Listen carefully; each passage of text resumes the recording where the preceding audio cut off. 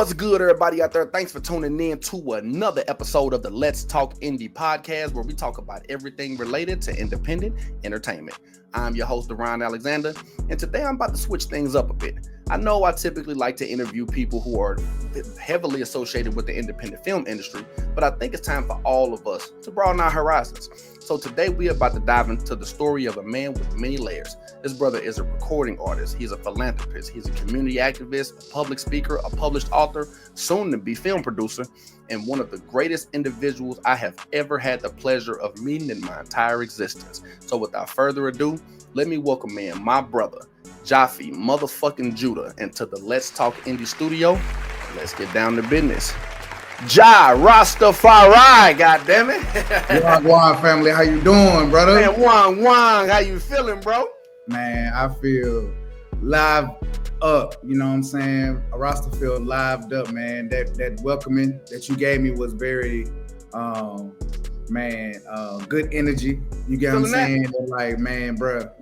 So just really feeling good, man. And also super proud, right? I'm super proud of you, bro. You get what I'm saying? Like, we're going to get into the interview, but a lot of people don't know, man, we come from a long way, and I didn't see you grow. Yeah, man. And I didn't see different elements of you as a man. You get what I'm saying? So to see where you are today and to be able to share this platform with you, bro, and share this story, it's a really great space to be in. And the fact that we in the headspace that we in, at the age that we in, doing what we doing, all that shit matters, like in real life. You know what I'm saying? So bro, like, yeah, I'm excited. I'm lived up. But man, how you doing, bro? I know you just came back from a wrestling match. Man, look, my motherfucking son done lost, goddamn me, but don't worry about it. I need better place, goddamn it, or we gonna have some problems. But check this out though, man. I do want to say, bro, first of all, I want to thank you, bro, for coming onto my platform, man. We long overdue. You know what I'm saying? Like, nigga, we been supposed to have done this, but we doing it now, and that's all that matter. So check this out though. There's two things that you must understand before we jump into it, right? The first thing is, I am not a professional. I am just a nigga on the internet having fun, but this is what I like to do. And that's the best part about it. You know what I'm saying? For real. And the second thing, which is probably the most important thing, this is a cognac-friendly platform. So please feel free to pull up, drink. Now I know, you with the peace in the body of mind. I know you're a healthy brother and all that, but smoke up, drink up, and man, we finna get to it, man. You ready? Yes, sir. You know what? I will partake. This is a special occasion. Come on now. And I stick out my juice. So we're gonna partake in what we partake, and then we're gonna go up. I'm with it. I bet that. Well, check this out, man. Me and you got a lot of history. You know what I'm saying? Yes. But that you do have history that predates me, that predates us meeting one another. You know what I'm saying? So I want to dive into your story, man, because like I say, you a man with many layers. You know what I'm saying?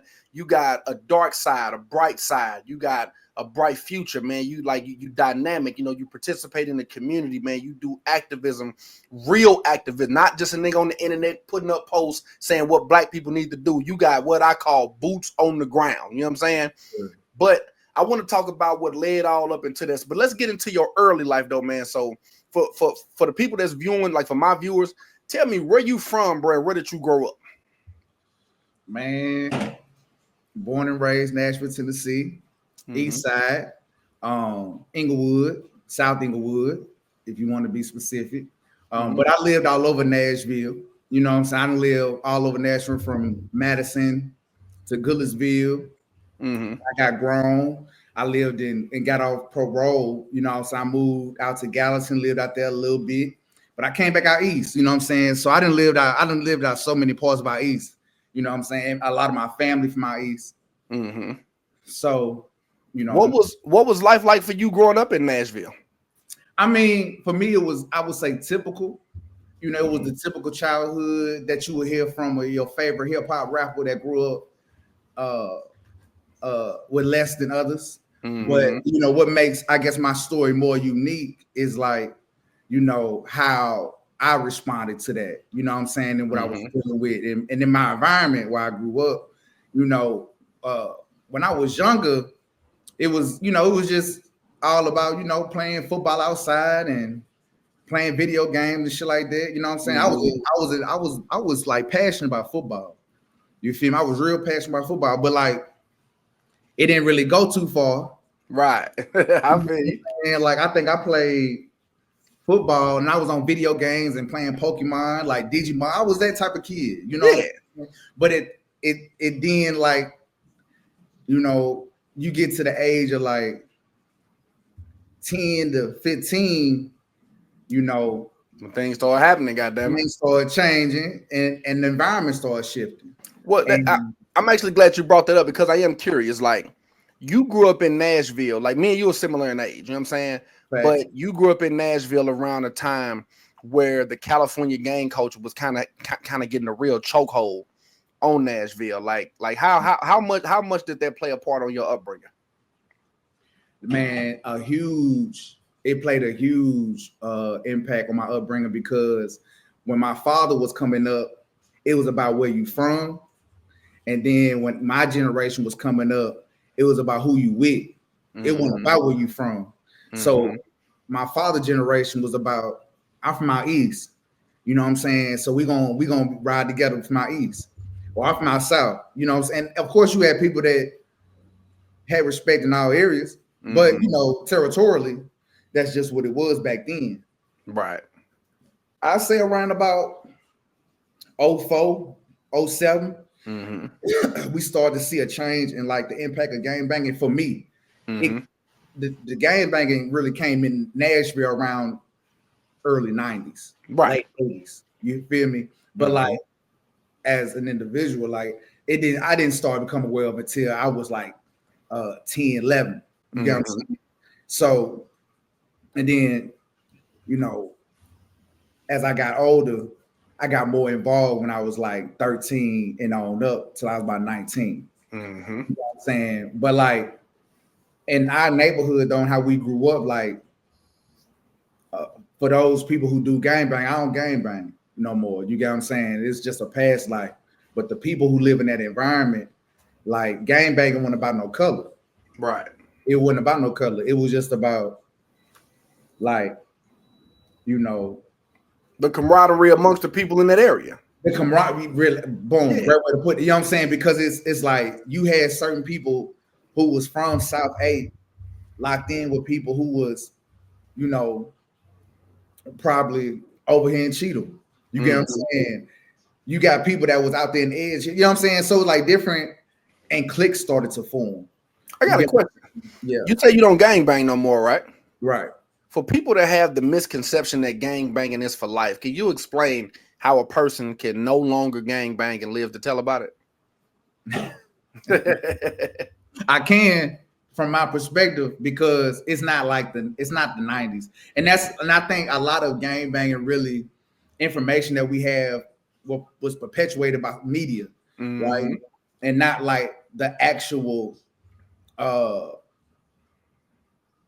practitioners, we'll say now, actual members, right? Not the actual members. And like from actual members, like for me, I never got X'd off the hood. You know what I'm saying? I stopped claiming the hood. Right. So for me, what that means is I was still, I would say, embraced and like still welcomed in by my homies. You get what I'm saying? But when it came to the ones that put me down, you get what I'm saying? You know what I'm saying? But when it came to, you know, going outside of that, but I was still respected by people. When it came to that time that I left, I was still received. For me, I was still respected. I don't know why you have to ask them. You feel me? Like more detail, but like for me, you know, when it came to take my violation, I took my violations. You know what I'm saying? When it came to take my phase, I took my phase. You know what I'm saying? When it came to anything about the business, it was square. Right. So for me, I more so left on a level of like expansion and spiritual awakening.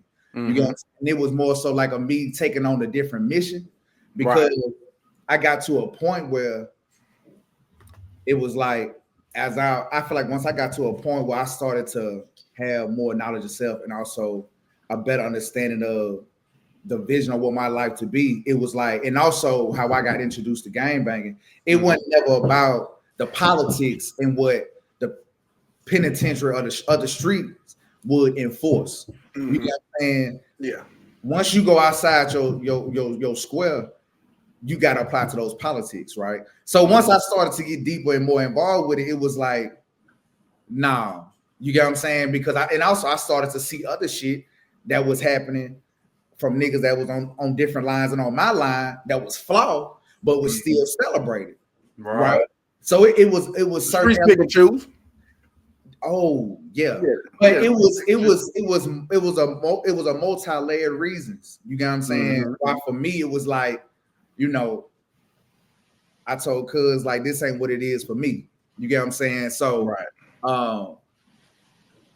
so for me, like I said, for me, it wasn't. Would you would you quantify it in more of like a retirement type of sense versus yeah, fuck this, I ain't doing it no more? Yeah, because like I wasn't against them. Mm-hmm. You get what I'm saying? I ain't got no beef with them. I ain't against them. You feel me? It's more so I know my worth. You've evolved. I've evolved, and it's like at that time I started, and also at that time I started to read a lot of Black revolutionary literature.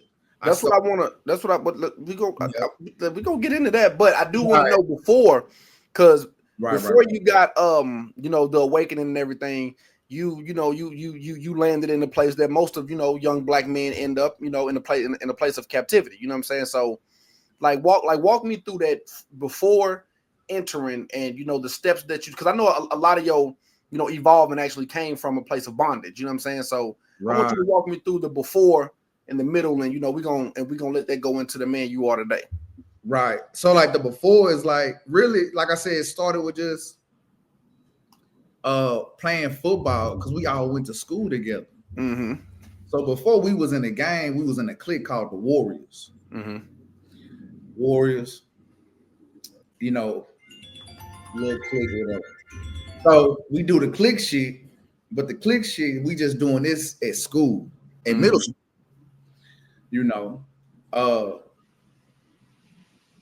What really I feel like directed me in that to that direction was like I started to get into more stuff, more fights and stuff. Mm-hmm. Started diving deeper into the criminal underworld. Big facts. Yeah. So I got into like multiple fights, but I'm the niggas that I'm squaring up with. You know what I'm saying? My homeboys, they got beef with they other homies at the different school. Mm-hmm. And it's like at the time, the way that everything was just happening, we was already homies. They was already on the hood. Man, cuz you want to get put down? Come on, pull up. Come on. Shit. Fuck it. You know what I'm saying? Right. That's literally what happened. So it wasn't like if you don't do this, it ain't like that in Nashville. You know what I'm saying? It's just like we all homeboys, we all from the neighborhood. Like I said, that's just my experience. Right. That's just my experience. So, but once that initiation happened, that's when I started to really, I'm hitting more licks. You know what I'm saying? Like I'm holding sacks and I'm getting them off. I'm not going to school. I'm cutting class. You know what I'm saying? The truancy officer coming to my mama's house talking about he done missed 150 days. God damn. And like, cause I'm failing PE because I'm going to school, but I'm not dressing out. I'm trapping. You get what I'm saying? I'm getting off what little pieces that I got. So that's really what happened. You get what I'm saying? And then we had got into some more wax. You feel me? And the wax that we had got into, the bright idea was, man, let's get a whole bunch of guns and go slide on these niggas. Real. We hit that lead. Slide on a nigga with a bunch of guns. Because what ended up happening is we went to this house party, right? And the house party that we went to, he was one of the members. You feel me? And we thinking, oh, that's one of the members. Shit, we straight. We about to pull up. Young nigga shit. We get there, and it's a whole lot of opposition at the time when we was on that, right? It's a whole lot of opposition there. They start stacking, they start dissing. You know how the story go. We didn't get the thumping inside of the party because they split us up and they put us out the party. But we did go outside. We was like, oh, we're gonna get the straps. When it came down to the straps, bro, we young niggas. See, back in our day, we had the 38. Come on now. With 2 bullets. That's all you need. We had a 380 with a half a clip. Come on now. We thinking we raw. Look, finna tear the block over them motherfuckers. Tear the block up.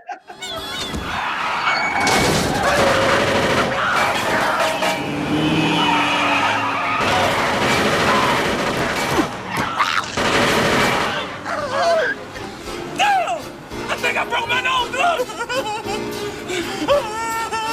Junior, you okay? Junior! Oh, shit!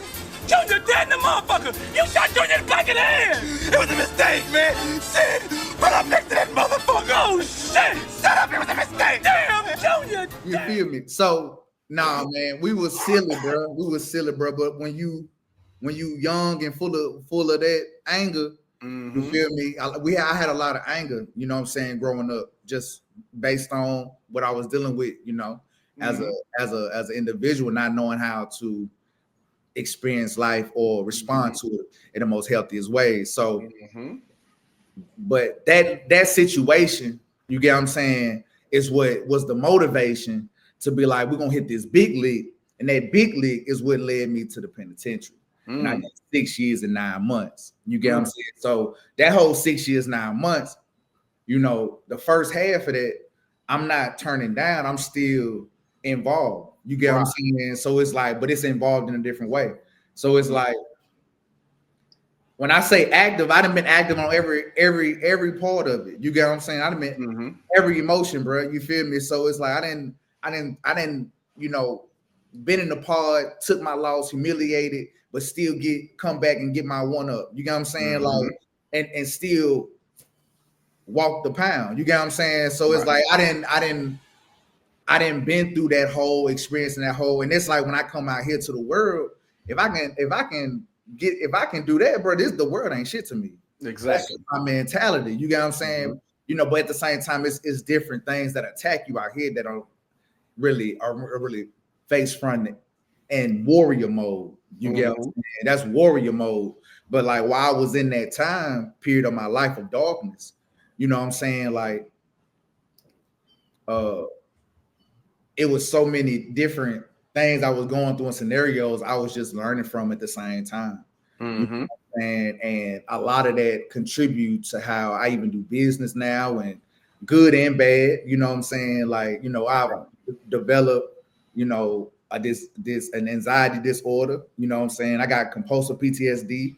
You know what I'm saying? Like, so it's like, and this is what I found out after I get out, go through therapy and get diagnosed. You get what I'm saying? So it's like, I don't share those things to be like, man, you know, yeah, I was really active, but it was like, yeah, I was really active and I got traumatized from that. Right. And so it's like, for me, like I said, when we was coming up, when I was coming up, like it went like now we got a lot of partying gangbangers culture. That's the culture now. But the culture wasn't like that when I was coming up. When we was coming up, the culture was more grimy. It was more like dark in the motherfucker. Dog, yeah, man, yeah. Like, so, but yeah, man, that's what I would say to that. Like, that's who I was when I was young, because I was hanging around, you know, young dudes who was in the same position. Either they didn't have a father or their father was also in the streets. You get what I'm saying? Like, so it's like I'm leaving school. I'm living with my Did mom. You grow up in a 2-parent household? Who, me? Yeah. I grew up in a 1-parent. So I grew up with my mama and my brother, right? And then I got 5 sisters on my daddy's side. And like my daddy was like a street nigga, but he was also like a 9-to-5 nigga. He was like a, you know, halfway in type nigga.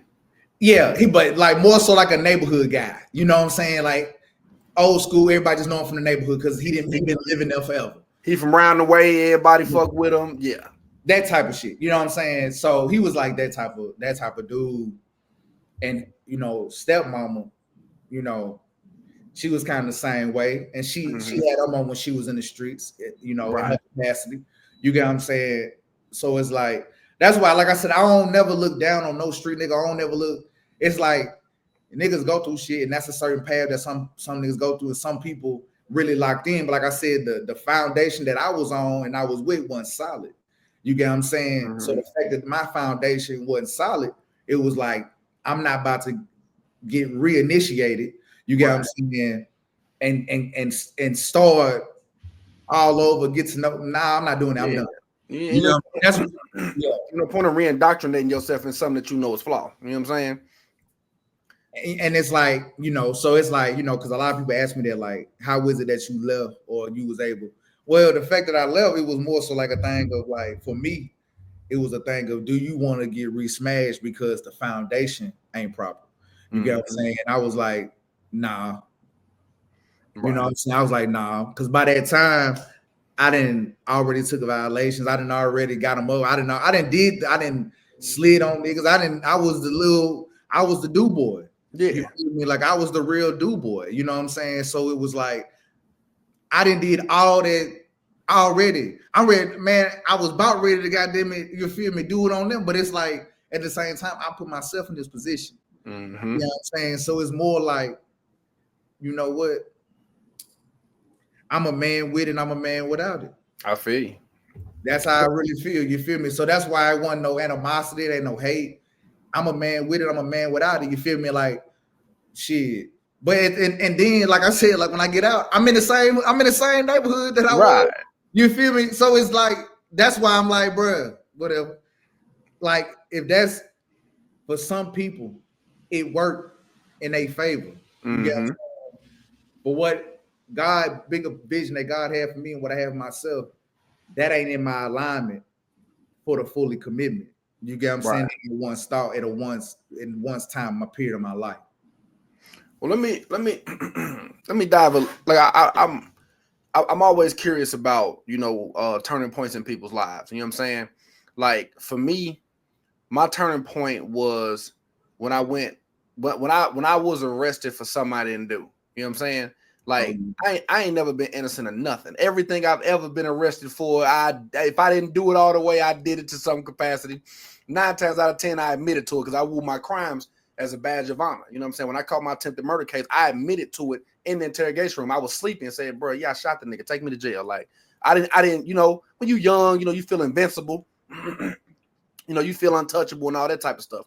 But it's when I went to the feds and I was like, well, damn, I didn't do this, and nobody came to my aid. I was like, well, damn, I felt like I was tricked. You know what I'm saying? I was like, damn, the streets ain't what it was portrayed to me. You know what I'm saying? And that was kind of my awakening, and you know, my initial steps into changing my life around. So we got Jaffee, man. Your upbringing is, you know, similar to most. You know what I'm saying? You come from a, you know, rough neighborhood. You know, you get involved in the criminal underworld. You're influenced by the gang culture. You know, you participate in street activity. You know, like most of us do. You know what I'm saying? And you know, you end up in a place of captivity, prison, and you continue to participate. You know, in the criminal lifestyle. But what was it? Well, when was it? Matter of fact, what was it and when was it in your place of bondage where you began to self-reflect and start to understand the situation you were in, start to understand the person you were, and decide that maybe I should do something different? Man, I didn't. So I feel like I don't have no real like moment in my life. I feel like it's like everything that was happening. You get what I'm saying? Because I feel like it was just like, but I would say what really turned me up on that revolutionary mindset is when I got stabbed when I was in prison. And survived that too, goddamn. Yep, I went head up with him. But I didn't even get stabbed because like I had a problem with bro. I was just riding with the homie on the situation. And at this time, I wasn't even affiliated, so I feel like they approached me because I said I wasn't, which they you know what I'm saying? That happened a few times. You know what I'm saying? So, and that's another thing. Like, I don't know if I said that, but like even when I left, it ain't like niggas just like, all right, bet. Nah, like I was still catching fades. You feel me? Like I was still look, it's like 4 Extra say, nigga, you one of them, nigga. No, real talk. Like it so I don't want that to be misconstrued. Like, oh, they just let him go. No, nigga, it was squabble up. You know what I'm saying? Right. Like real talk. It was multiple squabbles though. It was multiple squabbles with multiple sets with different types of, you know what I'm saying? Like, because they're gonna try to see if you gonna move off, you know what I'm saying, or you gonna try to leave out. You get what I'm saying? So at this time, you get what I'm saying, what I got stuck on, my homeboy had got into it with some niggas. And then it was like a situation where we were sellers and we were charge partners. You feel me? But like what you said, we in this together. You feel me? So we got them up with the niggas, and then we went to the hole. Then we came back. So the first time we just got them up. The second time they put us back in the same part because we told them it wasn't nothing. That's when I got stuck on the second time. The second time when I came back, I came back to the part again. And, you know, my charge partner, he came back to the part again. And they didn't come back to the part that time.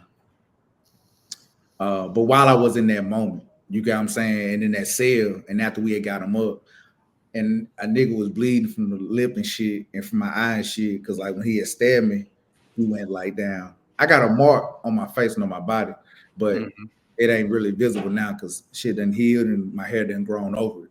But I say all that to say, and I swear, bro, you didn't got the most detailed interview. Come on now, baby.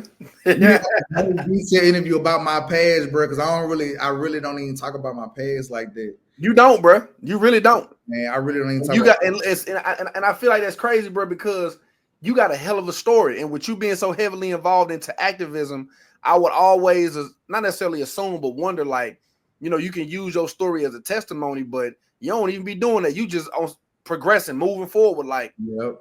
Then let's keep going this way. You fuck what happened back. It happened already. You know what I'm saying? So I feel you. And because what these young boys doing out here ain't nothing to what I was doing. I had, like I said, we shared a 38. We shared a 380. They got Dracos and switches. You know what I'm saying? Like we used to try to get grandpa's shotgun. You know what I'm saying? Like it's like, bro, I don't even like talking about my past because it's like,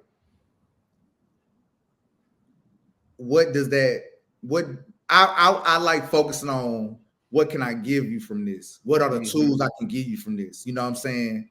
Like, and that's something I had a talk with the big homie on one day a long time ago. You know what I'm saying? Let me say, I don't mean to cut you off, but I do want to say something of what you just said. I'm gonna tell you why I think your past is important and you talking about it is important, because I feel like it can instill hope. You know what I'm saying?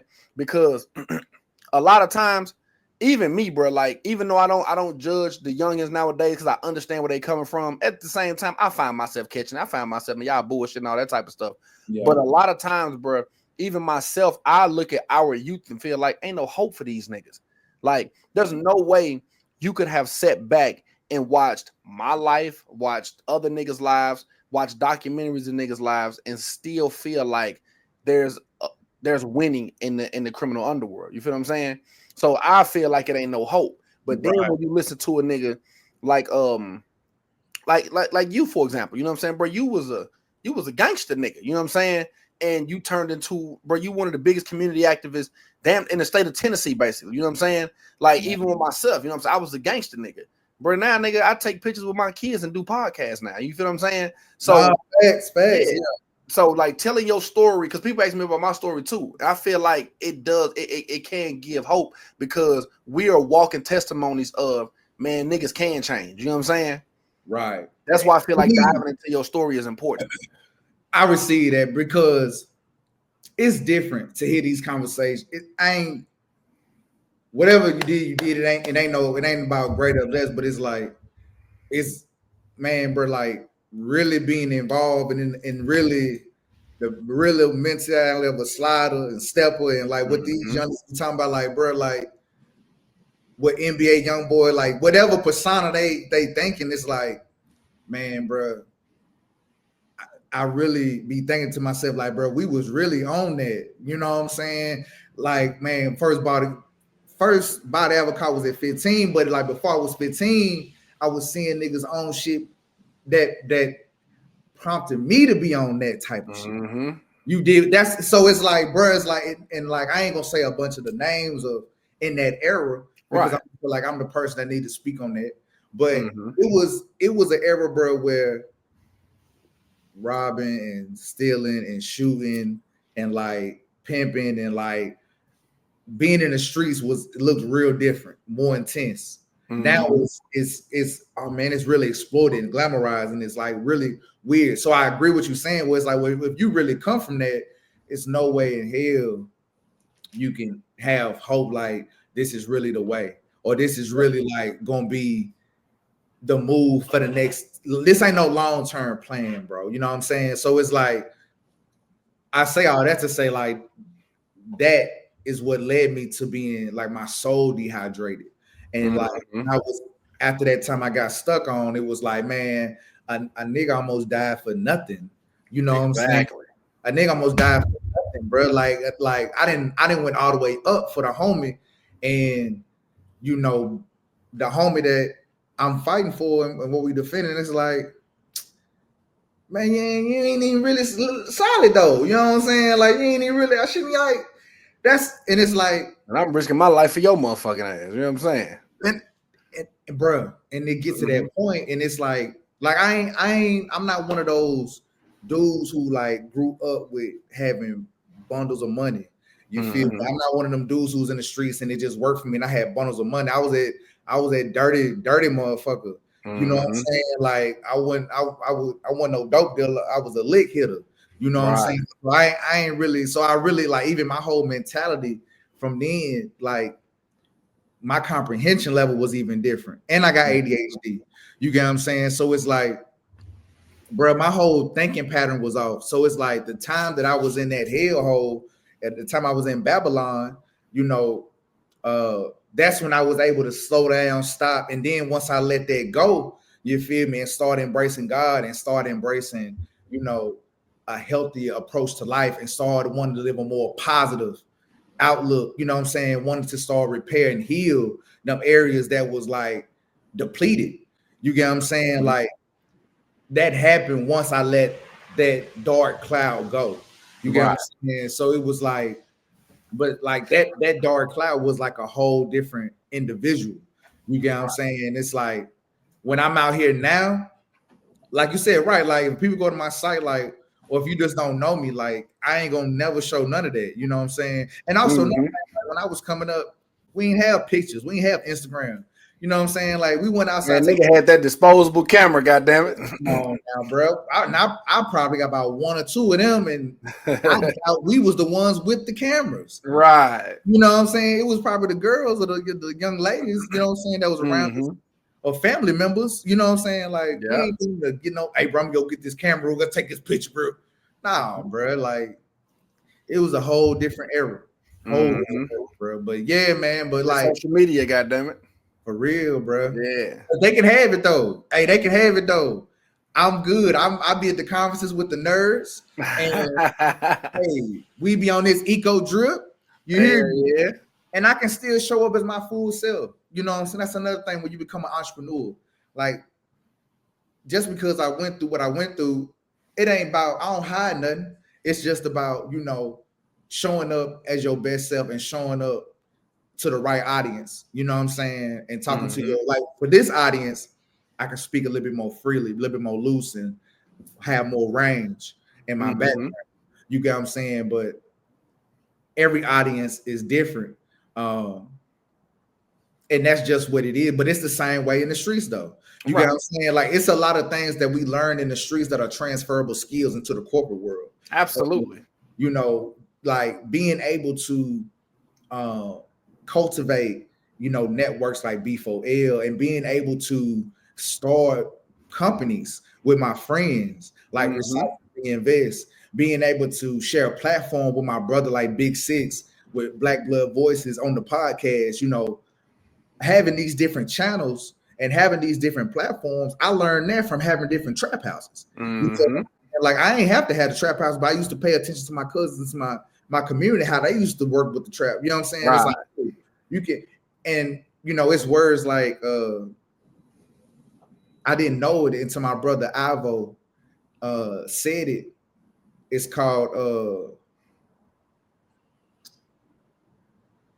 vertical integration. Like having vertical integration. So basically, like creating your business or setting up your business in a way that you don't have to outsource for your jobs or for your you get what I'm saying? So like learning different, like I said, learning everything and learning a lot as far as like, you know what the streets helped me with a lot when it comes to business? Yeah. The streets helped me be able to read people. Big facts. Bro, when you deal with so many snakes your whole motherfucking life, and nigga, and I ain't not only dealing with snakes, being one yourself at times, you know what I'm saying? But I was a bitch ass nigga a bunch of times in my life. I ain't finna sit here and pretend like I was the real nigga. Everybody else was the fuck niggas. No, I was one of the fuck niggas too sometimes, you know what I'm saying? So indeed, no, for real though. And shit helped me be able, when I'm talking to somebody, man, when I'm dialoguing with them, man, I'm able to feel their energy. You know what I'm saying? I can look at their mannerism. I can look them in the eye and, oh, yeah, he on some bullshit. We might not want to, you know, get involved with him. You feel what I'm saying? Right. So I definitely see what you're saying when you, like, the streets can, you know, that environment can definitely help you when you going into other endeavors in life outside of the criminal lifestyle. Most definitely. And, but I do. And but it is cold at it.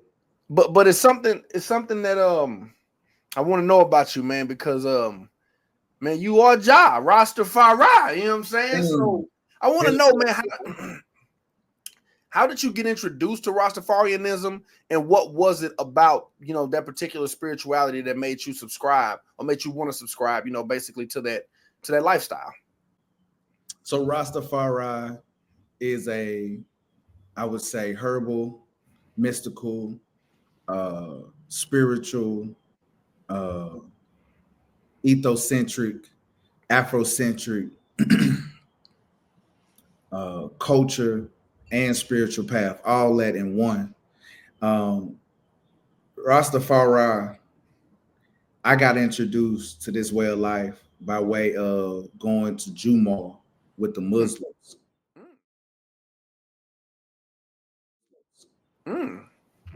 And as I was in the process of transitioning out and into, or just really transitioning out, because I don't really think at the time I was transitioning into, and I didn't have no intention to embrace no path, right? But when you're not linking up with the homies every 24, you know what I'm saying, or every second, what you doing with shit? Now you your own man. You get what I'm saying? You're talking about Rastafarianism. So at the time, when you not so locked in on one, like when you drop one commitment, it's like now I picked up the commitment to bettering myself. That's really what happened. And my commitment to better myself led to me finding knowledge of self. Look, I peeped that, bro. You're extremely self-aware. I've heard you say you PTSD, ADHD. Most people won't admit to that type of stuff. Like, most people, ain't nothing wrong with me. I'm straight. You know what I'm saying? But you very self-aware. Like, did time in Rastafarianism like play a part in that? It did, because so the basis. So I got introduced to Rastafari by way of just engaging in different spiritual and different programs in general that was available. You know what I'm saying? I was in a bunch of programs. Once I was like, Rastafari is the way for I, because they preached that the second coming of Christ was going to be a black man. And that black man was going to be crowned as the King of Kings, the Lords of Lords, the conquering lion tribe of Judah. And not only that, it was like, once I started to dig into Rastafari and get the understanding that it's not a religion, right? So Rastafari doesn't work like, it's not like, it's kind of more like a Hinduism or Buddhism. It's more so like, this is because it's like Rastafari is a culture, but it's also spiritual teachings. So the spiritual teachings are the quotes and the literature written by His Imperial Majesty Haile Selassie, because Haile Selassie was the king in Ethiopia who was actually crowned the King of Kings, Lords of Lords, and he fulfilled all these prophecies. And not only did he fulfill the prophecies biblically, historically, he was proven to have a lineage to King Solomon. He was proven to have a rich, like he was the last Ethiopian king, right? And like I said, as I went deeper, I was like, damn. So it really was a black man that was really crowned King of Kings, Lords of Lords. And then so I started to learn more about like, okay, so what does that mean? So I started to look more into like the teachings. The teachings is all about nation building. And that's what really sparked my mind, because Haile Selassie was one of the few leaders that was teaching people how to build a nation. I'm talking about from the way you should think, to the way you should govern, to the way your health, the way your medical, the way your education to be set up, your security, your it was nation building, bro. You get what I'm saying? Like, and I've never came across a leader who thought that in depth and like that far and had like a structure. And also, the Jamaica, so Rastafari really is based off Rastafari. You know what I'm saying? The man. Because if I'm not mistaken, Ross means prince, right? So Ross means like head or like prince or like head prince. I got you. And Amharic. Yeah, in the Ethiopian language. Yeah. And then also, bro, like there was a time I was also like studying like or like reading like books about Hebrew. And like I was reading books about, what was that book called? The Greatest Story Never Told, Isis Papers,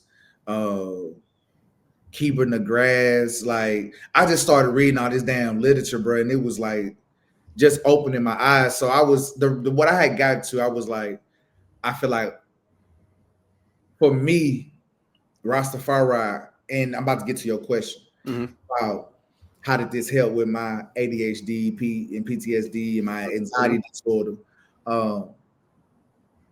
It helped because Rastafari is also a earth-centered spirituality.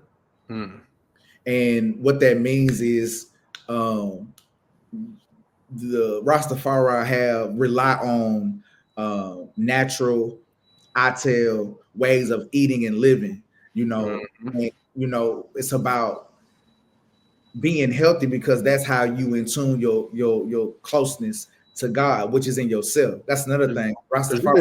You've been vegan for how long now? Plant-based, about almost 15 years. Damn. Almost about 15 years. You ain't had chicken in 15 years? I ain't had no chicken, no beef, no pork in 15 years, no turkey. I just picked up fish this year again, but I let fish go 2 years. And then I brought it back this year. I like fish like a motherfucker. Man, listen, bro, this is what you gotta, bro. They got a brisket burger, my nigga. This oh my. This motherfucker good, man. I believe y'all. Whoa.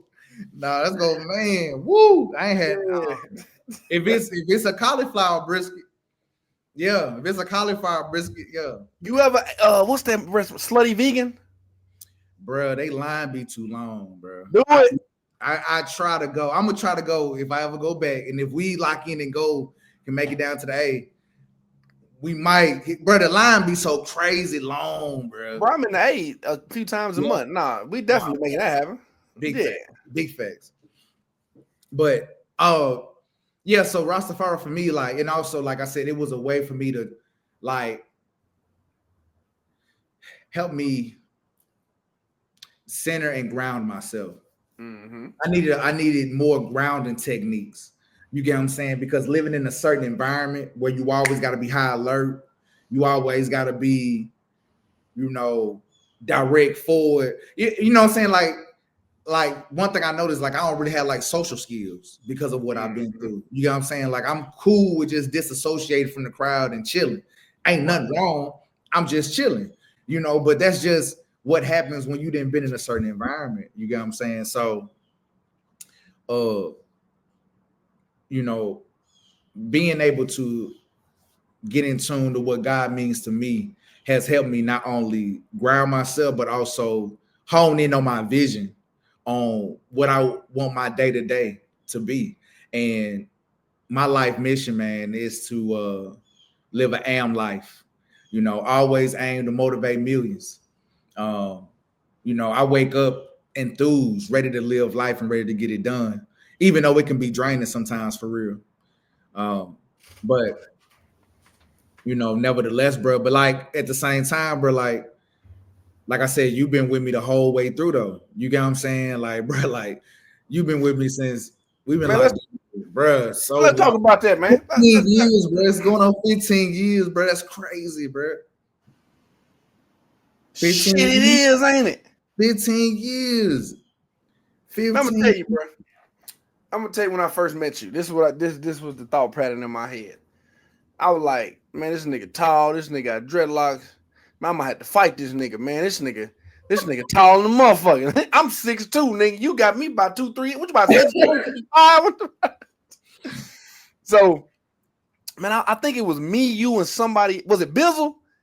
Play Bizzle, yeah. Yeah. We was sitting around rapping, man. And I'm gonna tell you something, man. Vice Lord Bizzle, man. I'm gonna tell you, like, I grew up on the. Don't get me wrong, Soulja Slim my favorite rapper, but I also grew up on the DMXs and the the Nas, the Jay-Z's, so I like, Talib Kweli. I like rap, I like, good bars. So usually like if a person can slightly rap, I was like, oh, that was cool. But it's rare that I meet a person where I'm like, okay, this nigga rapping. You know what I'm saying? And I think me and you and him was sitting around freestyling and you was rapping. And I was like, oh, hold on, no, this nigga right here rapping. Hold on, wait a minute, let me see what's up with this nigga. I think, man, I want to say the first thing I heard you say was the one where it was product of Cashville. Some break it down to an Advil. Like it was something like I was like, wait a minute, hold on, this nigga rapping. Hold up, nigga. I think I said something like, you remember that? I think I said something like, was that the one pull up to Chuck E. Cheese or something, spray it with you? No, what I say? I don't know if it was that, but I remember it was. Oh, was it Documentary of Gutter? I think it was Documentary of Gut. I think it was that. I think it was. I think it probably because I said Documentary of Gutter. I dreamed about the bags pulling in. Yeah, it was something like that. Yeah. Bruh, that song. Yeah. Yep, that was. I forgot. Damn, I forgot. I think you the only person.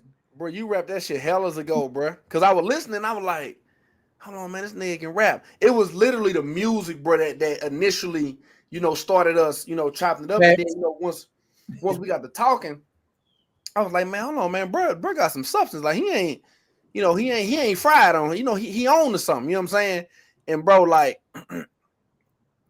it's a rarity that, you meet a nigga in prison and, you form a genuine friendship that lasts outside, because you could be cool with a nigga in jail and then y'all will get out and he'll become the true self.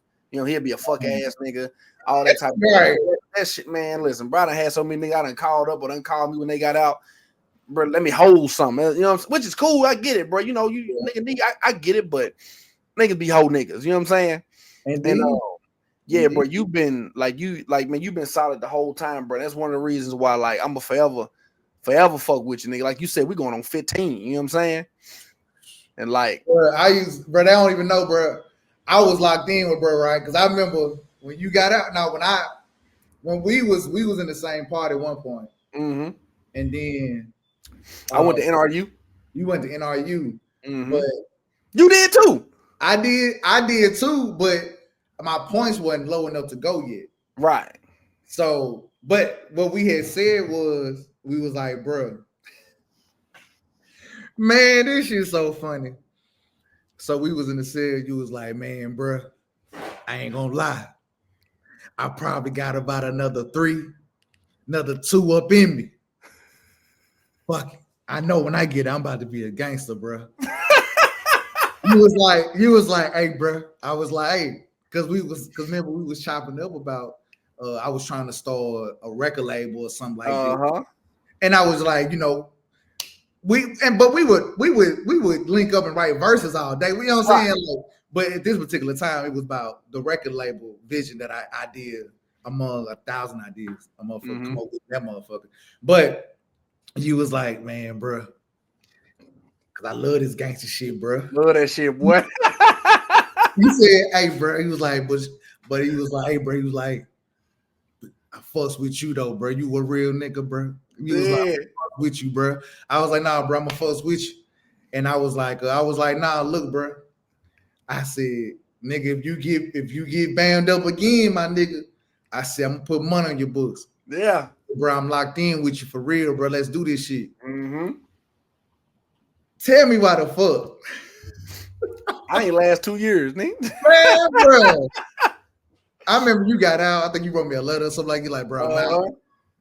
And then I finally made it to NRU. Yeah. And then I finally made parole. Then I finally got out. And then it was like, I was like, bro, I'm out. I don't know how we connected. I remember. No, so before you got out, you actually sent me.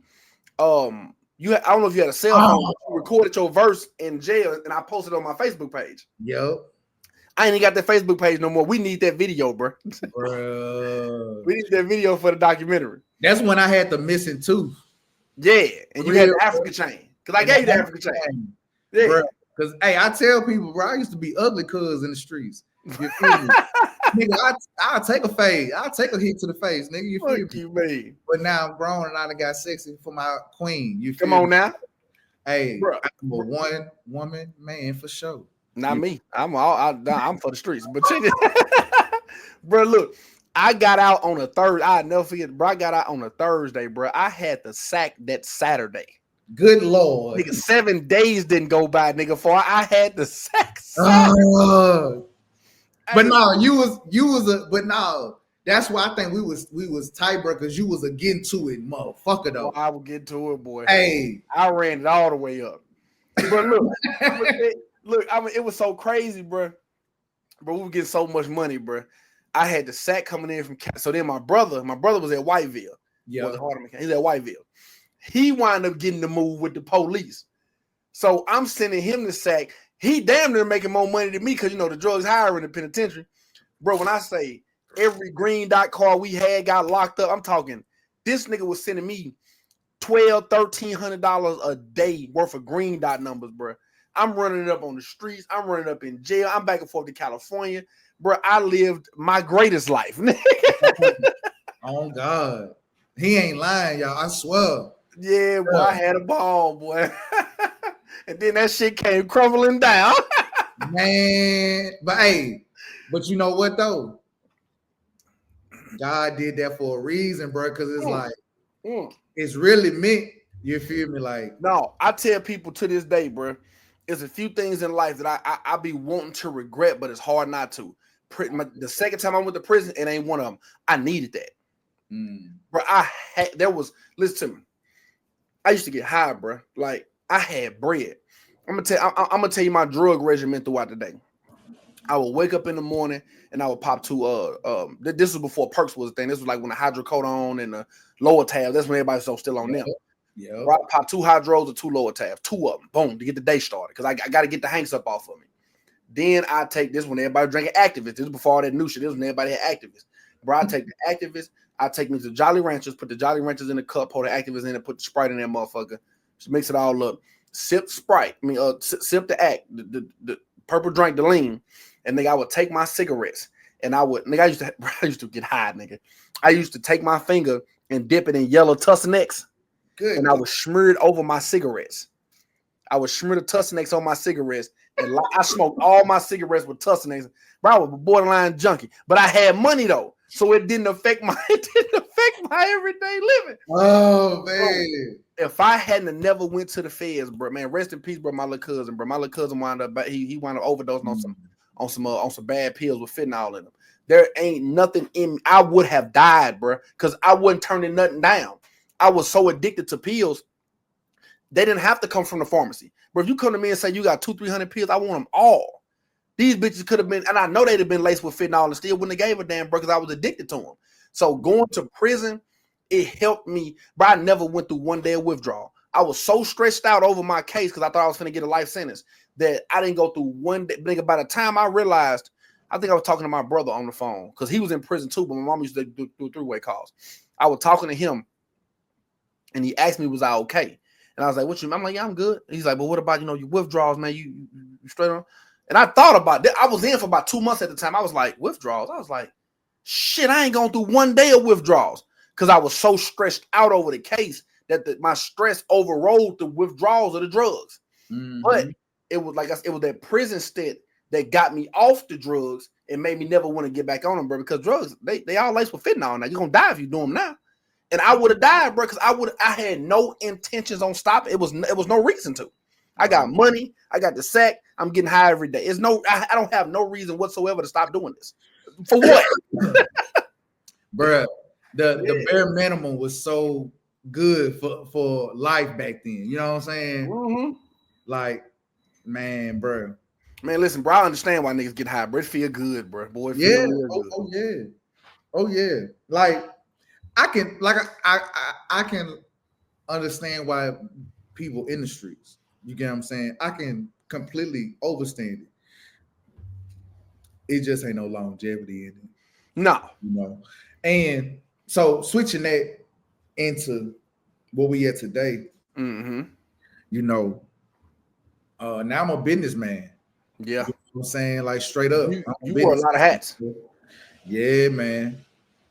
Because entrepreneurship is gonna be really the only way that I feel like have the most security.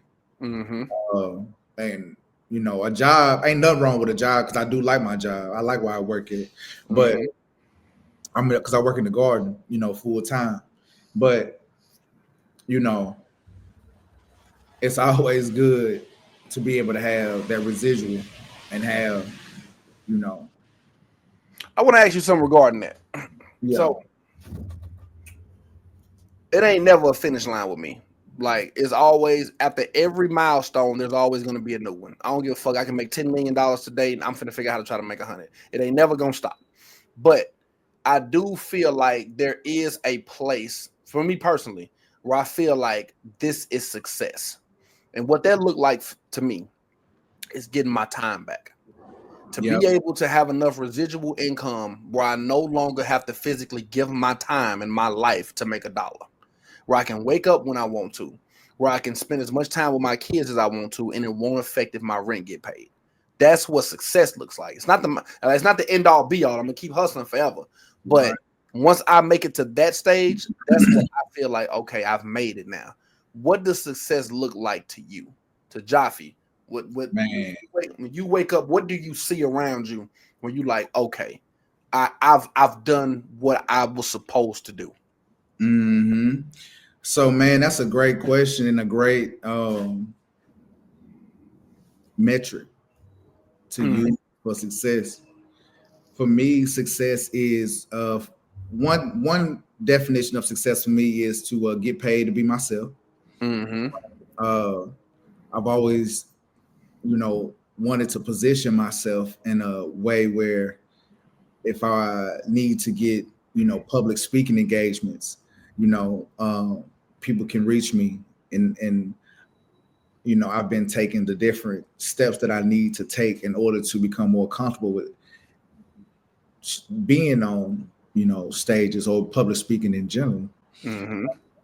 So I would say, you know, just getting paid to be myself, or whether that's an endorsement or whether that's a, you know, however that looks, getting paid to be myself is one thing, is a explanation of success. And also, I agree, getting your time back, you know, being able to be with your family, being able to dictate when you go on vacation, if you go on vacation. I ain't never been on a vacation.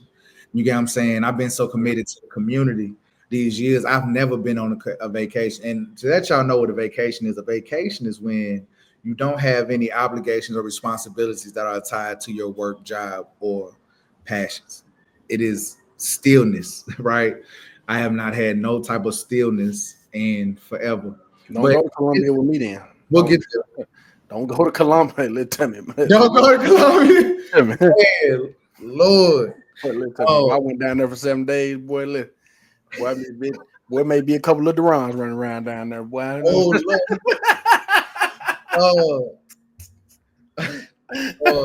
Definition of success, though, also is like, man, seeing the next generation. You know what I'm saying? Like saving my younger self, which is why we started the Recycle Reinvest with the Soil Soldier program. You know what I'm saying? We started the Soil Soldier program because, you know, for me, reconnecting to nature contribute to my healing, but also contribute to my hustle, right? And I do believe if youth are introduced to green spaces and green industries, we may be able to help transfer some of that negative energy into a positive outcome. You know, because when I started picking up trash and cleaning up, I mainly started picking up trash and cleaning up because it was just something that I wanted to do to contribute to the community. Because as I came back into the community, my family had already started their own organization that I was volunteering for. And leading up was something that they hadn't did yet. So that's what kind of prompted the B4L Festival, as well as the Recycle Reinvest litter campaigns, anti-litter campaigns that we have now with our Street Healer crew. So yeah, man, success looks like seeing that next generation, not, you know, and that's, like I said, that's why Bang for Liberation B4L is so important. You know what I'm saying? Like, we got to be able to meet them at a boots on the ground level. We got to be able to meet them at a level that with information and wordage that they connect to. You get what I'm saying? But also, it's a 2G fold, it's a 2-generation fold. You know, I feel like B4L is something that adults can also connect to in their own way. You got a perspective lens, or if you come from a criminality background or lens, you know, however you want to look at it. But my definition of success, man, is very broad, but it's very intentional. You get what I'm saying? Because money is not the only form of currency. Energy is currency. You know what I'm saying? Like, I would say I've been able to, despite what I've been through, I've been able to design my life for where I can choose my jobs as opposed to having to work a job because it's what I need at the moment. You get what I'm saying? Like, working in the garden is my dream job. You get what I'm saying? I'm saying that too, bro. That look good. Bro, it's my dream job because it's like, bro, it's nothing like waking up and planting potatoes. Like, you know, but like, how difficult is that? You get what I'm saying? Right. And then coordinate an event and be like, hey, everybody, we're gonna do a garden party. You know, and I'm really like in this space that I'm in my life, I'm really focused on being a healthier self, being a more positive self, maturing, bro, being a man. You get what I'm saying? Like, which is another reason why we doing the music thing too, because I feel like a long time, like, you know, as I grew as a conscious artist, I didn't know how to exist in this space and maintain my momentum as I navigate between a 9-to-5 community activist and community and an artist and a hip hop artist. You know, so I just had to figure out how to navigate through that space. And also I just had to do some self-work and some self-healing and let it hurt, let it heal, let it grow. You know, that's the motto. Let it hurt, let it heal, let it grow. You know what I'm saying? But like, that's why I tell people when people ask what type of music I make, I tell them I make healthy gangster music. You get what I'm saying? Because like, man, bro, like juicing, going to the gym, you know what I'm saying? Like being vulnerable or, you know, being holding vulnerable conversations, you know what I'm saying? And like, but also being willing to stand on what you believe in your morals and not waver, no matter what's happening, what's going on. Like, that's gangster too. Right.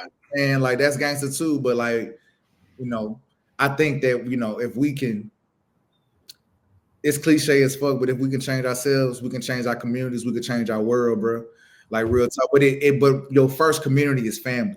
Yeah. You know, and your first community is family, bro. It ain't no community more important than family first. And inside there. But as of right now, like I said, I'm so committed to what I'm doing. I don't have no children at the moment. I want to. You know, not to cut you off, but I do want to elaborate on that. I've always felt personally that, say you're not an activist type of person, you're not going to participate in the community stuff, that's cool. I tell people the best way, this is just my opinion, what I think is inside of my brain. The best way to contribute to the Black community is to create a healthy Black family. Oh yeah, just man. do that. If you can create a healthy Black family, a healthy Black environment for your offspring, a healthy environment for your spouse, create a healthy family, that's a great stepping stone. You know what I'm saying? And you know, to contribute to the community. I like that. I agree with that. Yeah, man. Because you know, if you can organize your family, you can organize your community. Yep. How many families do we see organized? Not many. You get what I'm saying? So I agree with you. Like, yeah, start with your own, start with your family. Yeah. You know what I'm saying? And like, because that's what happened to me. Like, I didn't hop straight out the streets, hop straight out the penitentiary, and it was like, oh, I'm gonna start my organization. Nah, like my cousin, my auntie, you feel me? I help cousin them, I help family. And then after working with them up under a family, it was like my cousins and my auntie, it was like, oh, and my auntie was like, I'll help you start yours. You know, if that's what you want to do, I'll help you start yours. So it's like, for me, I started with family too. Right. So I always say that, man, the first community is your family. And then the family, you got, you know, the family that you build in community and by your struggles. You know what I'm saying? Some of your family by blood and relations, some of your family is by bond and connections and which I go through. You feel me? Like, so, but both, you know, both dynamics are imperative to have a well, healthy, balanced life, because I think we live in a society where you can, whoever's the most messed up and fly about it gets like the most attention or gets like the most traffic sometimes. Well, that's understandable though. I'm glad you said that. I'm gonna tell you, man, and you know this. We grew up the same way, bro. What the youth or what we deem as success is what we can touch tangibly. We can look at TV all day and see a doctor and a lawyer in a nice Mercedes. It don't mean that we don't see it. We can't touch that. Yeah. The only people we can touch is the dope boy. You see what I'm saying? Like, that's tangible. Like, we get the I don't give a fuck what nobody say, bro. Everybody wants to be loved. Niggas can talk about all. I don't give a fuck what nobody about me. I'm straight. Yeah, whatever, nigga. Everybody wants to be admired. Everybody, not saying everybody want to be famous or nothing, but everybody wants admiration from others. You know what I'm saying? Everybody want that validation to a degree. So when you young, bro, you go outside, the person that you get to see, get to talk to, get to shake hands with, bro, the dope boy, bro. He get to pull up in the Benz and all the pretty girls like him. Even your mama speak to the nigga. You know what I'm saying? Yep. So when he look, hey, Chris, pull your pants up, boy. She still, you know what I'm saying? Yep. So that's what, and that's why when you said that the people like with the influence, bro, like it's what they deem success. You can pull up with a business suit 3-piece right now, bro, and hop out of a Tesla, bro, and be a multi-millionaire, and ain't nobody don't give a fuck. Because I just pulled up with no shirt on, with the Cuban on, with that and I ain't got but 200,000. You know what I'm saying? What a young nigga gonna listen to? With me the and you. Me. Right. Facts. No, factual though. Yeah. Because because they connect. They man, bruh, people know what's. I mean, like I said, man, people, like you said, people connect to that tangible monetary You can touch it, bro. TV is cool, but TV ain't as real as what people try to portray it to be. Because if it was, niggas would want to be doctors and lawyers. Niggas would want to be CEOs. No, nigga. I want that bust down. I'm trying to be boom around that motherfucker. Right. Nah, that's factual, bro. Yeah. But look, though, I do got a question for you, though. I'm gonna ask you a question I typically ask like the people who I interviewed as a part of the entertainment world, but I'm gonna switch it to a activist type of question. So typically I ask like say I got like a director or producer or cinematographer on my show. I'll ask them if money wasn't an issue. You have a black card, unlimited amount of money. What type of movie would you make? Who would you cast? Who people, et cetera, et cetera. So I'm gonna ask you as an activist. Money's not an issue. You can create any type of program you could put together, any building, any rec center, anything you want to do outside of changing a law. But you got all the money in the world to put together a program as an activist.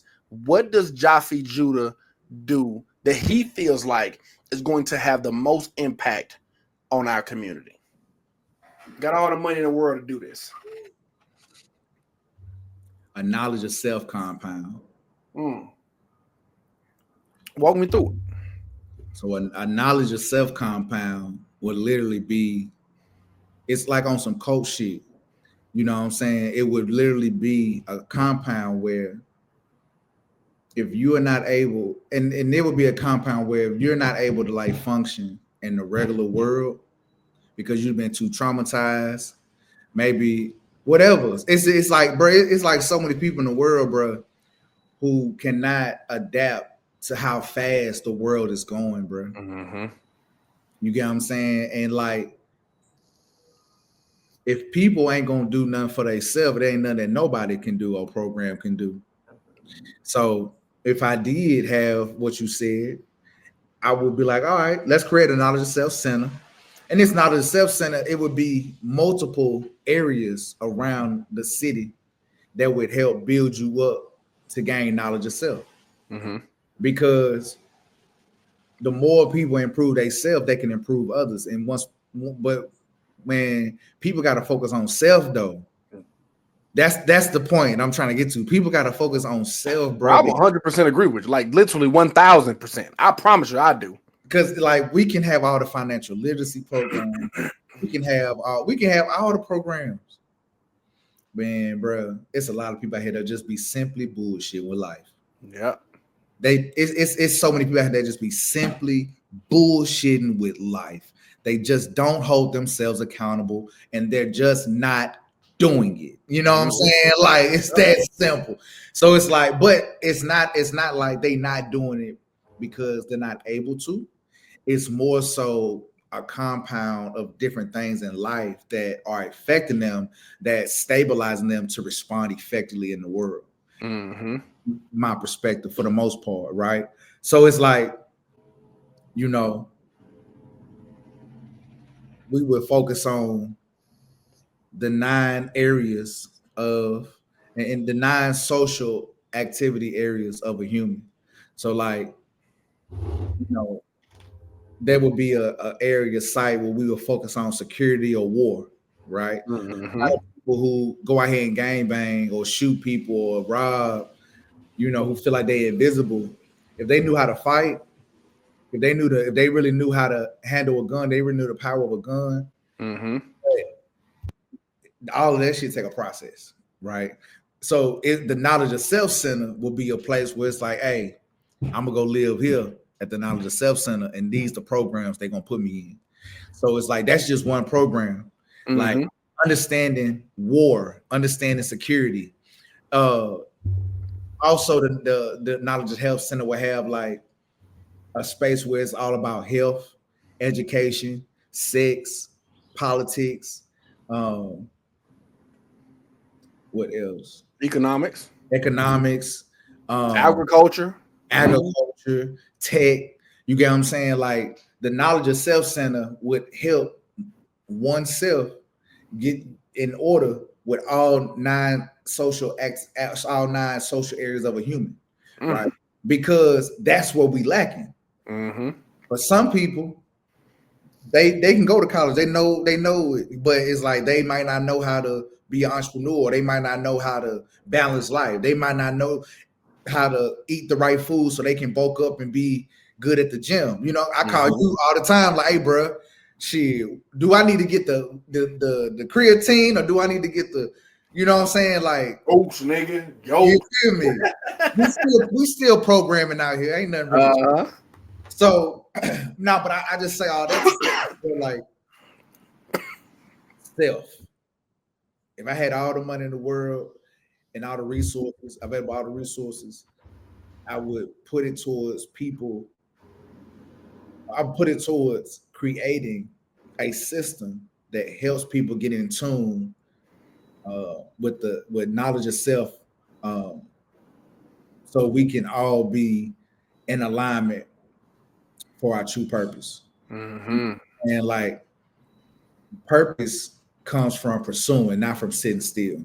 Mm-hmm. So it's like you got to get exposed to stuff. You got to get involved with stuff to develop your purpose. The purpose. A lot of people ask, like, man, how do I find my purpose?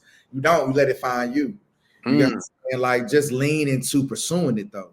So try this, try that. You might not like that. You might not like this. Don't let it,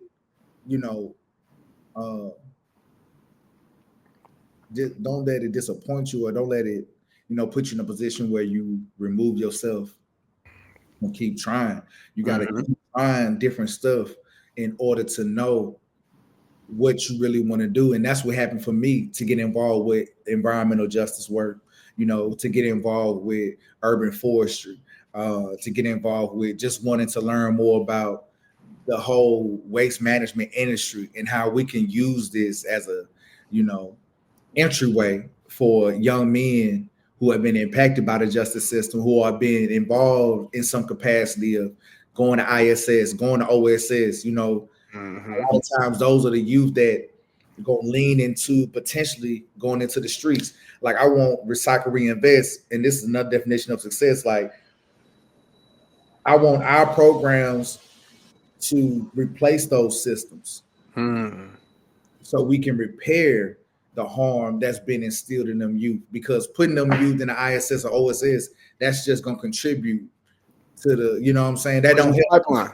Yeah, it's going to contribute to the prison pipeline. Yep. Sir. Yes, sir. Yep. And that's another reason why I wrote the book. Well, talking about the pipeline, bro, like I'm trying to get youth. I'm trying to get everybody. You know what I'm saying? I got different approaches on my nation building. You get like I use the B4L to really focus on the artists and the adults, but I use the soil soldiers as a way to impact the youth. But it's like, we don't promote this or say this, but simultaneously, you know what I'm saying? Like, I want what we're doing to impact, you know what I'm saying, the whole world. You know, I want people to duplicate what we're striving to administer and do down here in Nashville. I want it to be duplicated in Africa, duplicated in London, duplicated in, you know what I'm saying, as a using environmental awareness as a way to curb crime, or environmental action as a way to curb crime, right? Because that's exactly what we're doing. And it's not an easy task, and it takes everybody to get it done. I got bored. I got, I got a board, and I got friends. I got, you know what I'm saying? Like we just really piecing this thing together and just doing the best that we got, you know what I'm saying, for real. So, but it's possible. It's possible. That's the point that I'm getting at. It's possible. And yeah, man. Well, man, check this out, Jaffee, bro. If I had all the money and the resources in the world, Craig, the world. I'm gonna be honest, man. If I had all the money and the resources in the world, bro, I'ma just, man, really fuck them young niggas, bro. I'm finna go get the chain. I'm finna get the Probably get duped out, iced out. Goddamn. Now, to be honest, I would probably do something real similar. Like I would, like, I'm real big on financial literacy and economics. You know what I'm saying? So I would actually like create a program. Like I would pay maybe an accountant or a financial advisor to teach maybe classes in the hood, and be like, if you complete this course, I'll invest into, your kids' stock portfolio, or I'll take a percentage of some money and invest into a business, or not even just a business, like some type of schooling. Cause I'm all about trade. I feel like every black man in America, I don't give a fuck what degree you got, whether it's a accounting, business, we need a skill. Black men in America need to know how to use these motherfuckers right here. Whether it's HVAC, plumbing, electricity, carpentry, mechanic, truck driver, I don't give a fuck.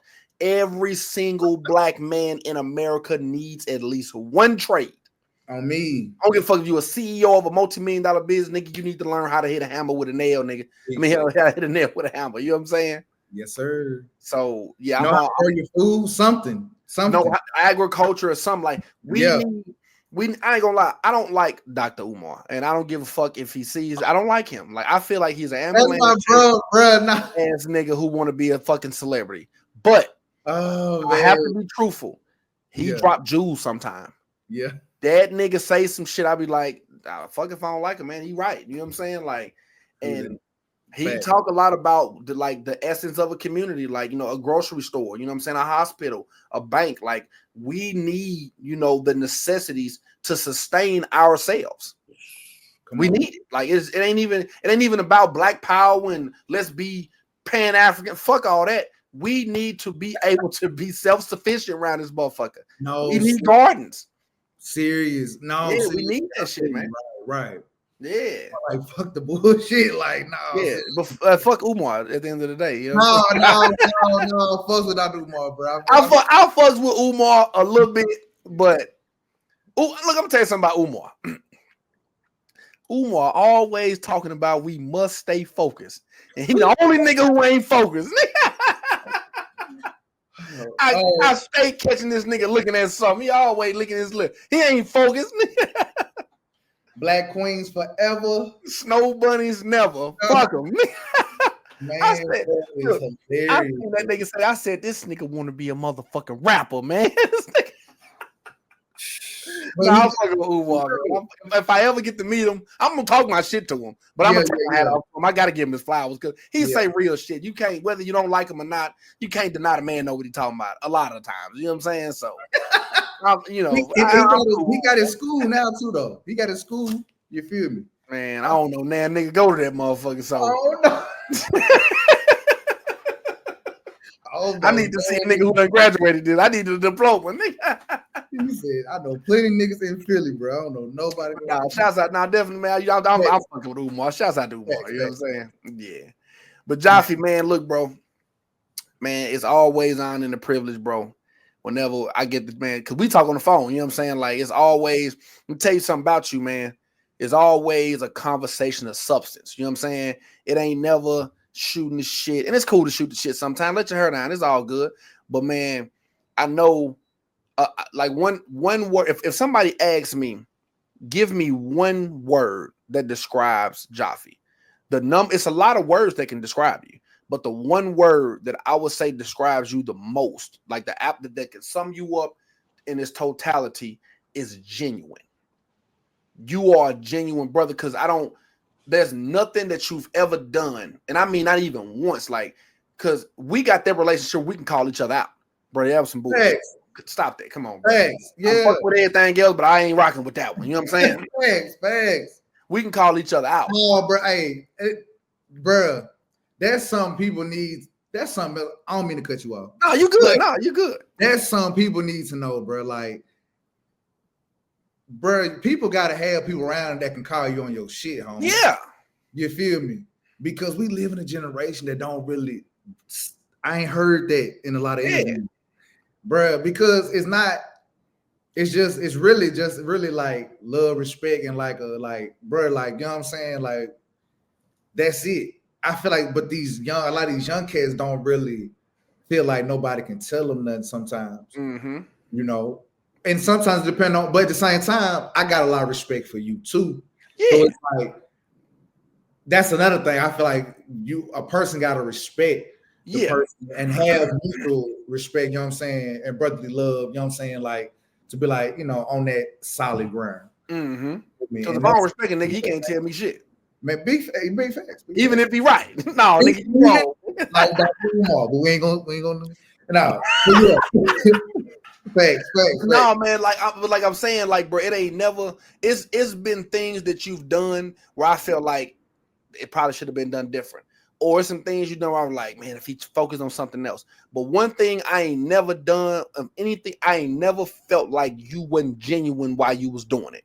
You know what I'm saying? It's a rare, and I say, not trying to shit on Dr. Umar. I feel like Dr. Umar is genuine, but I still feel like that nigga is a halfway wannabe celebrity. Just being real. I rock with him, don't get me wrong.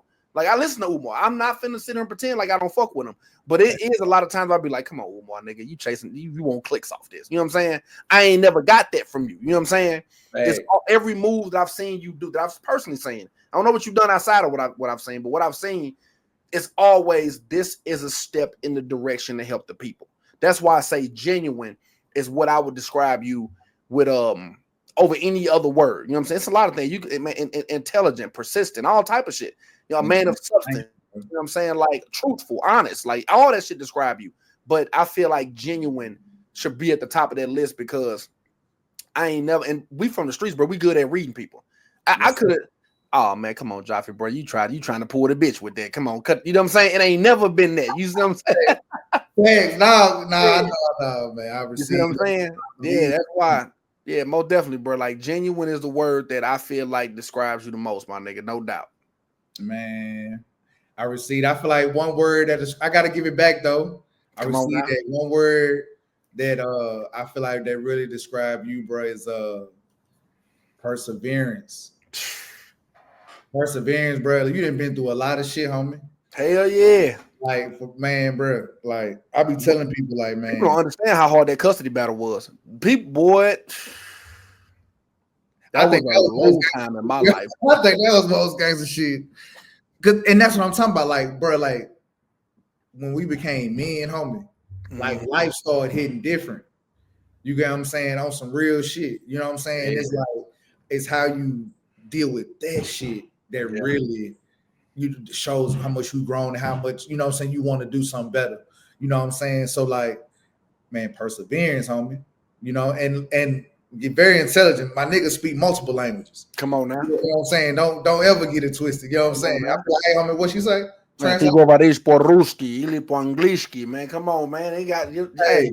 Hey, listen to me. Cada vez que alguien me pregunta decir algo en español, yo pregunta para dinero, man. Yo hablo perfecto. Man, come on, bro.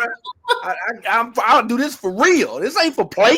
Hey, that's why Kevin. Hey, that's a crazy another thing, bro. Remind me of Kevin Gates. You put me on Kevin Gates, right? Did I? Yeah, because we was in the cell. Because we was talking about what rappers we like from Louisiana, and we was both with Spider, man. You feel me? Yep. And you was like, you ever heard of Gates? I knew you heard of Gates. I was like, hell no. And then I got on Gates. But it was when I met you though, and I found that you speak multiple languages. I was like, bro, niggas like Gates really exist, bro, because it's niggas like you that speak these, you know what I'm saying? Like, bro, it's like that world and there's a totally different world, bro. But I just say all that to say, like, man, bro, perseverance and like bro. Yeah, multicultural motherfucker, man. Listen to me, bro. I'm an international player. You know what I'm saying? God damn it. And a phenomenal father, though, bro. Like, I feel like that's another thing. Like, our perseverance and a phenomenal father, bro. Like, dude, people do not celebrate, you know, the positive shit that they should celebrate as much as, you know, as boldly as they should.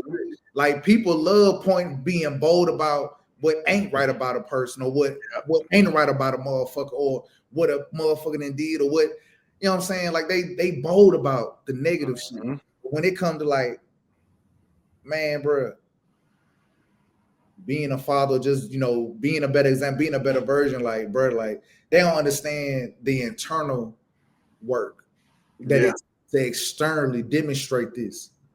You get what I'm saying, bro? For real. So, man, bro, like I said, that's why I rock with you and I salute every time. And I support everything you got going. You get what I'm saying? And I'm always bigging you up. You know what I'm saying? Because, bro, like, we both came a long way. But, man, like I said, bro, hey, I tell people, if anybody love being a gangster, it was another fucking 9 to 5. Man, listen. Yeah, nigga. Listen to me. The only reason why I ain't a gangster right now because I feel like I can't get away with it. I know they gonna take me down. Right. God damn it. Yeah. But nah, bro. Much love though, bro. And tell mama I said hi. I love her. Yeah. Man, we had a hell of a time at the birthday party. Oh man, then your shit got told, man. Like goddamn, that need to be a goddamn skit because I couldn't even play in that, bro. That man, that pissed me off. But and look, and I'm gonna tell you what's so crazy, bro. Don't nobody else. I ain't never seen nobody else shit get told, and people be parking to this day, bro. I still see cars. That's so crazy. I don't know what the fuck, bro. That was wild, bro. But yeah, man. They took my van. But anyway, tell mom I'm sorry for cursing. It's all love. But man, Jaffee, bro, like I said, man, it's an honor and a privilege, man, talking to you, bro. Listen to me. I'm gonna tell you right now, bro. This is the first of many interviews, bro. Our life is gonna keep progressing. We're gonna keep having to come back here and talk about it, like, because there's so much stuff I want to get into that I ain't even got time to today. Like, we didn't touch on a lot of stuff. You know what I'm saying? We didn't touch on, you know, the mission statement of the recycle, reinvest, B4L, AM life. You know what I'm saying? We didn't go deep into your music career. All type, man. We coming back. Don't even trip. But listen to me. This the first of many. Off the back. You know what I'm saying? Burning on 40s, nigga. God damn it, 100 though. Yeah, most definitely, bro. But before we get up out of here, man, I do want you, man, let the people know where to find you at, what books you got out, what you got coming up, man. Give a quick roll call of a shout outs, man. And yeah, man, let everybody know where to find you at. Man, give thanks. I want to say, man, y'all can follow me or y'all can tap in with the movement at Bang for Liberation, Black Blood Voices, and also Recycle Reinvest, or Ross Jaffee Judah. Everything is consistent on all those platforms, whether it's YouTube, LinkedIn, etc. I don't have TikTok. You don't need it. That shit for weirdos like me. Well, no, you getting off. You getting the bag off Twitter. Goddamn right I am. On Twitter too about getting it. But no, tap in with me. Black Blood Voices, Recycle Reinvest, Bang for Liberation. Next up, man, give thanks to my tribe, give thanks to my queen, Jimmy Mack. Big ups to Keaton, big ups to Big Six, big ups to Foundation Mecca, big ups to Lord Goldie, big ups to Deron, big ups to B, big ups to Train Spitter, big ups to Ron Obasi, big ups to Mac L, big ups to Spoke, man, big ups to the whole tribe, Mandy, Benias, for real, the whole tribe, the whole B4L tribe. Come on now. And we got a music project coming out this year called Bang for Liberation. Everybody has contributed in some capacity. It's a really dope project. Shit, not me. I ain't dropped no 16 yet. No, you did. You part of it. You part of the promotion part. Okay. Yeah. Because indie part of the promotion part. So it's all together. You feel I me? need to be on. I need a verse, bro. I need a verse on something, bro. You know what? But now we can lock in on a verse though, for real. We might have to get on some swag shit though. Come on now. And pop out shit, bro. Hell yeah. Like on some G-Lo tweaking. You know what I'm saying? Swerve in the corner wall. No, bro. No, I'm gonna tell you what we need. What me and you need to do, bro. We need to put a beat together to that down in the concrete jungle, body's got 10 million scars because we rumble. We gotta do that, bro. I know Train will be the perfect engineer to do that track. Because he'll make the beat from scratch. Yeah, my roster brother, he'll make the beat from scratch. Okay. Yeah, he'll be the and we didn't did so much work together. He would know how to. I would need you to say it, and then I could harmonize it. You feel me? But yeah, man. Indie podcast, Let's Talk Indie podcast, man. Man, look, y'all know what the fuck going on, man. I'm gonna fuck with your fuck nigga, script like that. You know what I'm saying? Nah, look, man. Jaffee, man, like I say, man, it's an honor and a privilege, bro, man. I wish you nothing but the best, man. Nothing but prosperity, bro, man. I got love for my brother. Man, everything you got going on, we in this together for life, like we've been in this for this long. I appreciate everybody for tuning in to the Let's Talk Indie podcast. Y'all already know what's going on. I got a whole lot more in store. And quiet as kept, man. I'm working on a little movie, you know what I'm saying? So everybody just keep watching, just be cool. You know, I got a little something going on. Man. Hey, as we get better inside, God gonna bless us out. For real, man. Hell yeah. Fine, bro. For real, bro. I'm proud of you. Like I said, I ain't nothing but, bro. Y'all don't know, bro. Like it's been a long road, boy. The level of your writing skills, bro.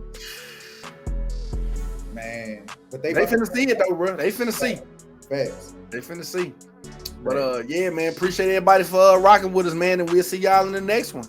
Indeed. Salute.